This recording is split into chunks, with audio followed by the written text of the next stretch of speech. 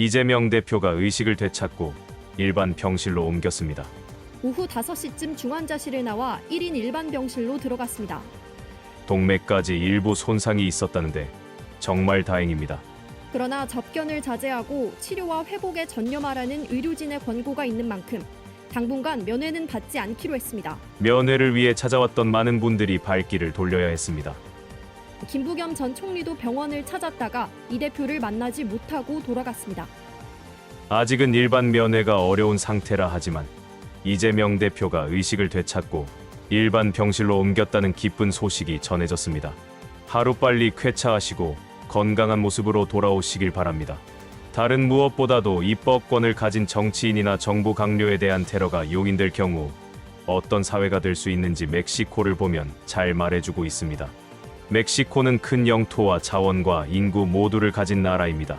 그럼에도 매년 1000단위의 사람들이 멕시코를 탈출하려고 미국 국경을 넘으려고 합니다. 멕시코는 납치하고 돈을 요구하는 범죄가 산업의 한 분야로 인식될 만큼 치안도 열악하고 치안에 대한 정부의 의지도 시민들의 인식도 열악합니다. 치안 질서 확립 노력이 없었던 건 아니지만 번번이 무산되다 보니 치안에 대해서 무기력해진 모습을 보입니다. 멕시코에서 정치인과 내각 관료들은 목숨을 걸지 않으면 부정부패와 무질서에 대항하는 정책이나 법안을 만들지 못합니다. 특정한 무장 세력은 공개적으로 협박하고 실행해버립니다. 윤석열 정권에서는 공권력에 시민들이 굴복하기를 요구하고 있지만 멕시코에서는 공권력이 특정 세력들에게 적당히 타협하며 굴복한 상태입니다. 최근엔 브라질도 비슷한 모습이 되었습니다. 공권력이 특정 세력에게 굴복하면 악몽이 시작됩니다. 기득권층은 무력 집단과 공생하며 국가가 지닌 자원을 독식하려 합니다. 정치인들도 내각의 강요들도 특정 세력과 결탁하게 됩니다. 결탁은 공공기관의 민영화를 불러왔습니다. 멕시코 국민들의 50%가 전기나 수돗물 사용에 자유롭지 못합니다. 의료복지는 희망일 뿐입니다. 납치 세력들에게 표적인 부자들은 가족의 안전에 불안에 떨어야만 합니다. 부당한 공권력에 시민이 굴복당해서도 안 되지만 공권력 영역 밖에서 일어나는 폭력이 정당화되어서도 안 됩니다. 이재명 대표에게 가해진 폭력은 정파를 떠나 다시 되풀이되면 안 되는 일입니다. 이런 폭력을 정당화해서도 안 되고 정략적으로 이용하려 해도 안 됩니다. 어떤 띨빵한 사람들에게는 그것이 동기부여가 되기 때문입니다. 이 정치 테러는 정말 우리가 어렵게 지키고 키워온 대한민국 민주주의에 대한 아주 정면 공격 행위입니다. 윤석열의 의지를 가득 담아서 한동훈이 칼춤을 추기 시작했습니다. 김건희 특검법이 무산될 위기에 처했습니다. 특검법 무산을 확신하지 않는다면 나올 수 없는 모습입니다.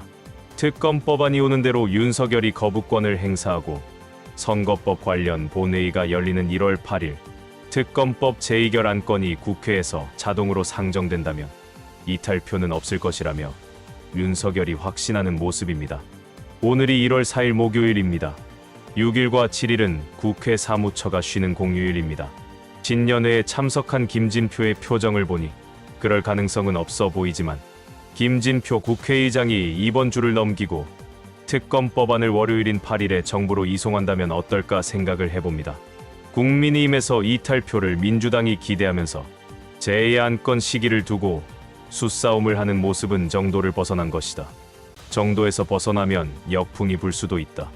이렇게 비판하고 우려하는 분들도 있지만 자신과 마누라가 관련된 특검 안건을 거부하려는 윤석열의 행태부터가 정상이지 않습니다. 상대는 비정상을 넘어 모든 수단을 강구하는데 과연 정도라는 것이 무엇인지 묻고 싶습니다. 김진표의 지난 행적을 보면 이번 주를 넘겨 이송시키는 걸 기대하긴 어렵습니다. 거부권의 재의결이 무산된다 해도 국민의 심판을 받겠지만 특검이 실시되었을 때 얻을 수 있는 것과 비교가 되지 않습니다. 그런 이유로 저는 아쉬움을 감출 수가 없습니다. 우리가 국민의 선택을 받기 위한 핵심은 좋은 사람들이 우리 당으로 모이게 하는 걸 겁니다. 윤석열이 비대위원장으로 낙점하고 한동훈은 신경 쓸 것이 아무것도 없었습니다. 국민의힘과 관련해서 한동훈은 그 어떤 기여도가 없음에도 대통령의 다른 얼굴로 나타나 본인은 아무런 노력 없이 국민의힘을 장악했고, 북한의 김정은 딸 김주애처럼 그냥 후계자 반열에 올랐습니다.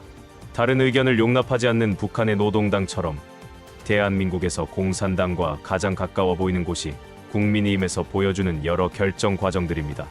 민주당 내 내용은 지지자들을 어떤 시각으로 바라볼 것인지를 두고 다툼이 커졌습니다. 결정권이 의원들에게 있다. 여기는 이들은 대표가 지도부가 자신들을 공격하지 못하게 당원들을 통제해야 한다 주장합니다. 대표나 지도부는 생각이 조금 다릅니다. 지지자들은 통제 대상이 아니라 존중받아야 할 대상이다. 그래서 부탁이나 설득할 대상이라 합니다. 아래에서 발산하는 의견의 대처 차이로 다투는 형국입니다. 시끄럽긴 하지만 그만큼 의견 개진이 열려 있습니다. 국민의힘의 내용은 오로지 윤석열의 심기를 어떻게 반영할 것인지를 두고 정권이 시작되기 전부터 지금까지 일관되게 나타난 결과입니다. 허은하 의원이 오늘 탈당하면서 그런 모습을 말하기도 했습니다. 우리는 끝끝내 문제를 회피하고 있습니다. 용산의 국정운영 기조와 불통이 문제이고, 느닷없는 이념 집착이 문제이고, 검사 일색의 인사가 문제이고, 거기에 더해 대통령 가족의 처신이 문제라는 점을 지적하지 못합니다. 이제 인정해야 합니다. 아닌 건 아닌 겁니다.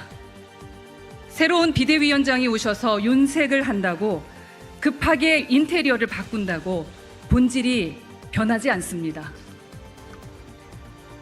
우리 국민들께서 그렇게 간단한 분들이 아닙니다. 허은하 의원의 발언에 윤석열과 김건희는 부들부들 떨면서 극대노하지 않았을까 생각해봅니다. 단숨에 공천권을 손에 쥔 한동훈이 스스로 인재영입위원장까지 맡겠다고 말했습니다. 비상대책위원장인 제가 직접 인재영입위원장을 맡아서 내가 영입한 이들을 내가 원하는 곳에 공천하겠다는 뜻입니다. 직설적으로 분명하게 말하면 윤석열이 추천한 이들을 한동훈이 영입하고 이들이 원하는 곳으로 공천권을 행사하겠다는 것입니다. 그들이 목표로 하는 지역은 국민의힘이 강세인 지역입니다. 윤석열 리스트에 올라있지 않은 사람들, 지역에서 수년 혹은 십수년을 기다리며 헌신했던 이들이나 지역에서 기반을 만들고 지켜온 이들에게는 최소한의 기회도 주어지지 않을 것입니다. 어쨌든 국민의힘 당에서 서열 1위는 한동훈입니다. 서열 1위 한동훈은 존엄 부부에게 더 낮게 엎드렸습니다.